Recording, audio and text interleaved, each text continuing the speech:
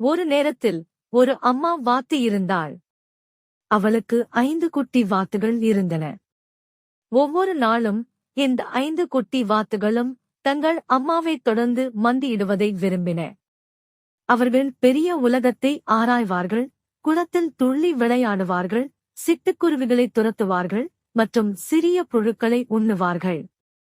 ஒரு சூழ்ந்த நாள் அவர்கள் குளம் அருகில் விளையாடிக் கொண்டிருந்தபோது அம்மா வாத்து குவாக் குவாக் குவாக் குவாக் வீடுக்கு செல்ல நேரம் என்று கத்தினாள். ஆனால் அவள் திரும்பி பார்த்தபோது 4 குட்டி வாத்துகள் மட்டும் திரும்பி வந்தன.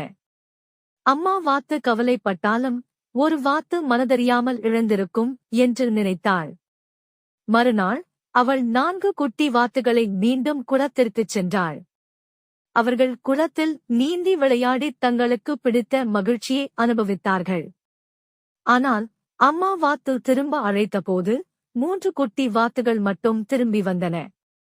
இப்போது அம்மா வாத்து மிகவும் கவலைப்படுகிறாள். ஒவ்வொரு நாளும் ஒரே ஒரு குட்டி வாத்து மறைந்து போனது. கடைசியில் ஒரு குட்டி வாத்து மட்டும் இருந்தது.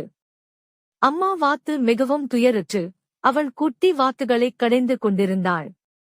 5வது நாளில் அவள் மற்றும் கடைசி குட்டி வாத்து குளத்திற்கு சென்றனர். அவள் துக்கமாக குவாக் குவாக் குவாக் குவாக் என்று கத்தினாள். ஆனால் இப்போது விசேஷம் நடந்தது. திடீரென்று 5 குட்டி வாத்துகள் ஒன்று பிறவாய் திரும்ப வந்தன.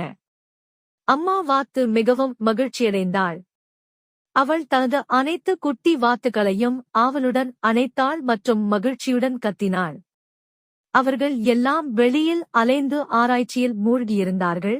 ஆனால் அவர்களின் அம்மா அவர்களை எவ்வளவு காதலிக்கிறாள் என்று அவர்களுக்கு தெரிந்தது. அந்த நாளிலிருந்து 5 குட்டி வாத்துகளும் எப்போதும் தங்கள் அம்மா அருகில் இருந்தனர். அவள் கத்தும் பொழுது அவர்களும் திரும்பி வருவது உறுதி செய்தனர். வி